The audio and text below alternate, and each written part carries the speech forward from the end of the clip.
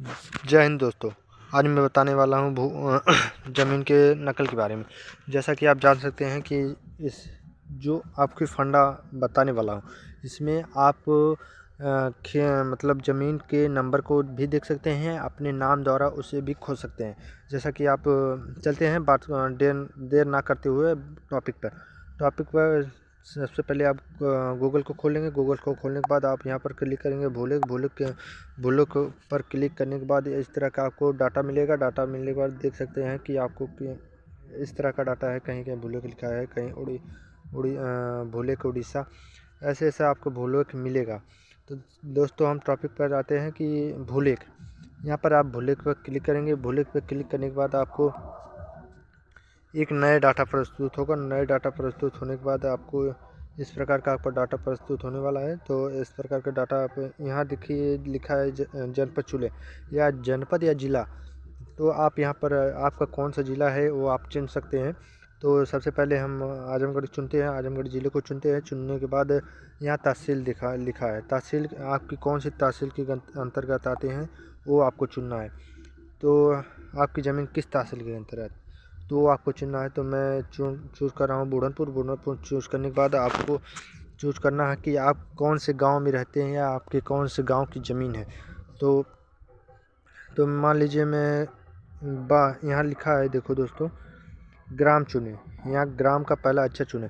आपका कौन सा गांव हो वो उस गांव का पहला अक्षर चुन लेंगे तो अच्छी बात है।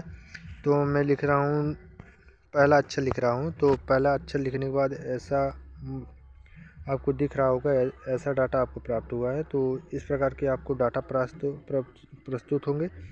तो पहला मैं डाटा एक पकड़ लेता हूँ। मैंने पासबुक को क्लिक किया। अब यहाँ पर क्लिक करने के बाद खसरा गाटा संख्या भरें। यदि आपको गाटा संख्या का नंबर पता है तो आप गाटा संख्या का नंबर भर सकते हैं।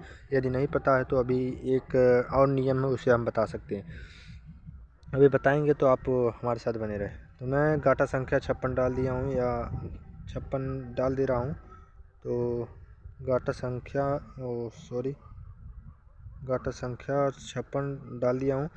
अब यहाँ देखिए खोज जारी है, यहाँ खोज लिखा है, खोज जारी है। अब यहाँ पर क्लिक करेंगे। क्लिक करने के बाद उदाहरण देखें।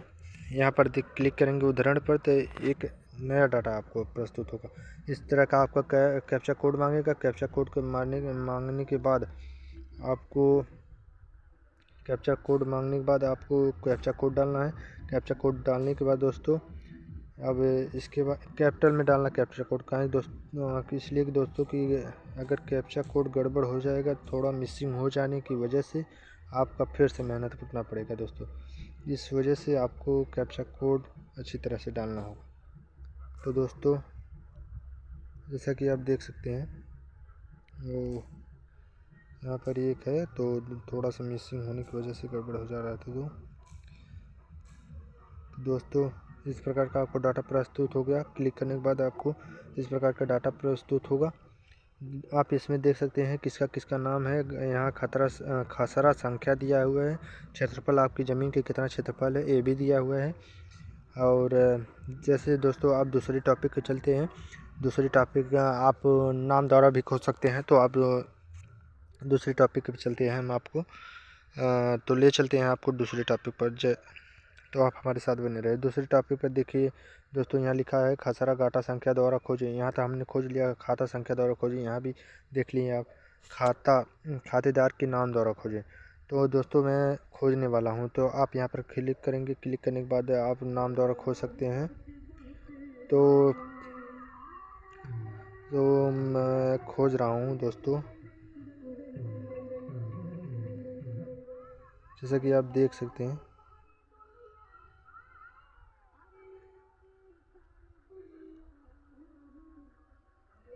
दोस्तों अभी नाम लिख रहा हूँ, कोई भी नाम लिख सकते हैं आप। तो मैं एक ही नाम लिख रहा हूँ, तो जो आप देख सकते हैं अभी इसे क्लिक करेंगे तो दे देगा। अब यहाँ हम आगे भेज सकते हैं। तो खोजें, यहाँ पर क्लिक लिखा है, यहाँ डाटा उपलब्ध नहीं है। तो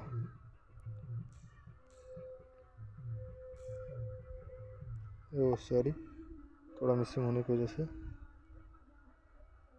देखिए अब इस प्रकार का डाटा आपको प्रस्तुत हो गया है दोस्तों। आप इस प्रकार के डाटा में से आप किसी पे क्लिक करेंगे, आपको जो आप किसी भी नाम को चुन सकते हैं या भी आदि आपको खोजना हो तो आप देख सकते हैं इस प्रकार का कैप्चा कोड आपको मांगने वाला है। तो कैप्चा कोड आप क्लिक कर सकते हैं। तो सबसे पहले यहाँ 4 लिखेंगे या 4 के बाद कैपिटल F लिखेंगे। कैपिटल F लिखने के बाद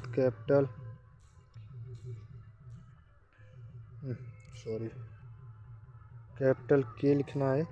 कैपिटल K लिखने के बाद कैपिटल N और कैपिटल G लिखना है। G लिखने के बाद आप आगे शेयर कर देंगे। शेयर करने के बाद आपको दिख सकता है कि यहाँ पर एक खाता संख्या दे दिया गया है, खसरा संख्या, क्षेत्रफल, ये सब आपको मिल गया है। तो दोस्तों चलता हूँ अगली वीडियो के लिए। हमारे चैनल को सब्सक्राइब कर लें एवं लाइक शेयर कर दें। धन्यवाद।